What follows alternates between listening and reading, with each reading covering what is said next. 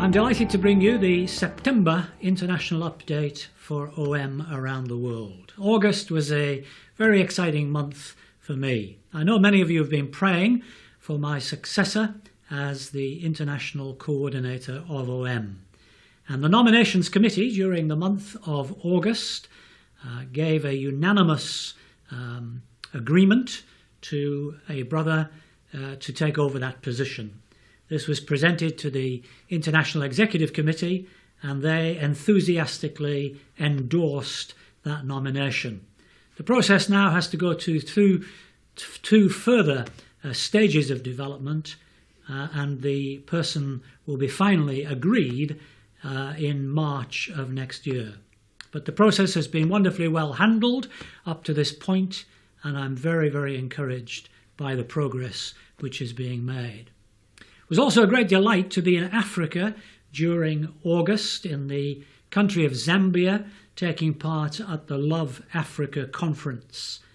A very vibrant, exciting conference. I think 500 people were expected to attend the conference, and something like 800 or 900 people eventually turned up. But that didn't faze the organisation at all. They just found more space in storerooms and so on where people slept, and they were able to put more food on the cookers which were outside, so all the food was being prepared in the open air.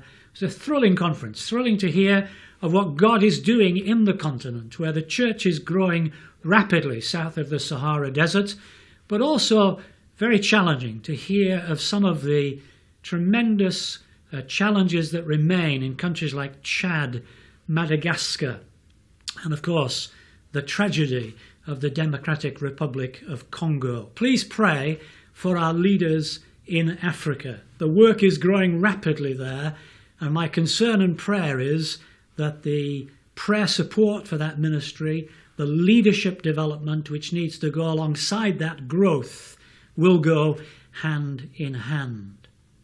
I then moved on pretty rapidly to our newcomers conference, our GO conference in Holland, and it was exciting to meet 231 new people joining Operation Mobilization. They came from countries as diverse as Benin, Colombia, Jamaica, Poland, Norway, and the normal countries where people come from, such as South Korea, the UK, Canada, Australia, USA, and so on. It's always thrilling to attend this conference. I say it's one of the highlights of my year to meet people filled with enthusiasm as they get involved full-time in the work of God around the world. They'll be settling in now to teams in many, many countries, teams which are already formed, so it's sometimes quite difficult to join sort of halfway through, and we appreciate your prayers for that. Please pray for the Ministry of Logos Hope. Again, I know many of you do. The stay in dry dock is having to be extended, probably until November, mid-November. Essential work is being done.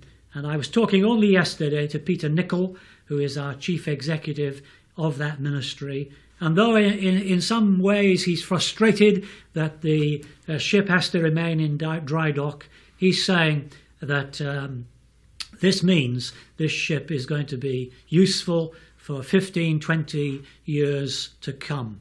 We did receive one incredibly generous gift during the past month, which helps with the running costs of the ministry whilst the ship is being repaired. A number of new recruits have gone to the ship from that conference in Holland, and it's going to be quite tough for them arriving, expecting to get onto the ship and be involved in ministry. And initially they won't be able to do that.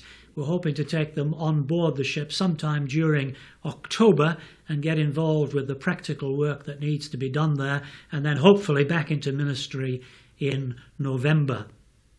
Well, there's many other things I could be asking prayer for, and let me just mention a few of them very, very briefly. Teenstreet again in July and over into the early days of August was a thrilling event. 3,600 people gathered in Oldenburg in Germany. The teens were challenged in many areas, and particularly, of course, in the areas of mission and discipleship. And again, our prayer for them would be, as they sort of settle back into normal life, many going back to school now or to university or wherever they are, that they will take those principles that they've learned into the daily lives in which they live.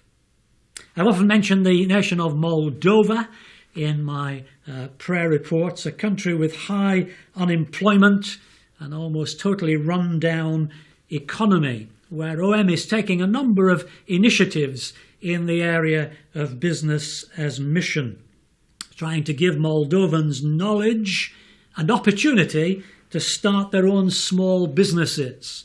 Slavik is 27 years of age. He participated in one of these courses and then turned his dream of a small business into reality. Now he blesses others by providing work and also actually supporting churches. After doing years unofficially as a construction worker, he opened a business producing construction material.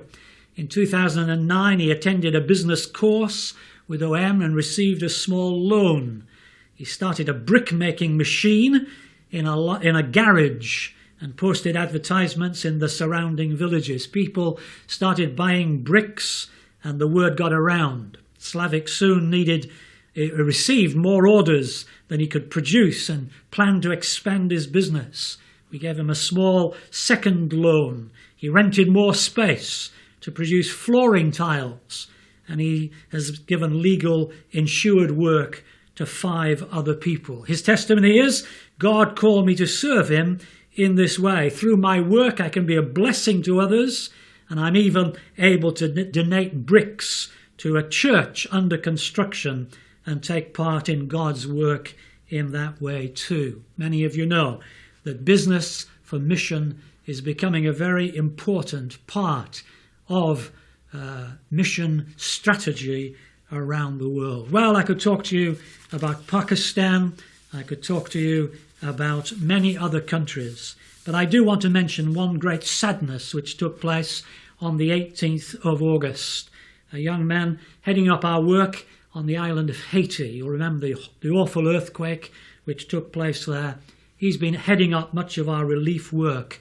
His name was Mark Henry St. Charles, and he was taking some money from a bank to restore or to get the materials to restore a church roof.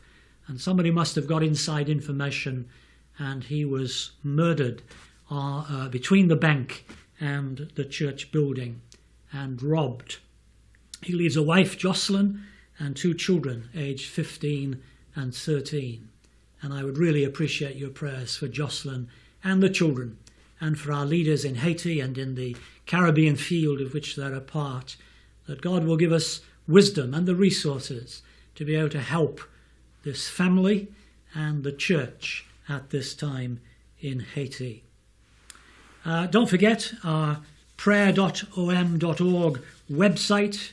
Every day a praise or prayer request so that we can unite around the world to pray for the same thing throughout the world of Operation Mobilisation. If you get on the site there, you'll see that there are ways in which you can share your prayer requests with us as well, and we can make those prayer requests known around the OM world. Please make full use of that site, prayer.om.org. Thanks for your prayers on behalf of 6,100 workers in more than 100 countries around the world. We do give you our grateful thanks for this important ministry of prayer support for this work. God bless you. Talk to you again in a month's time.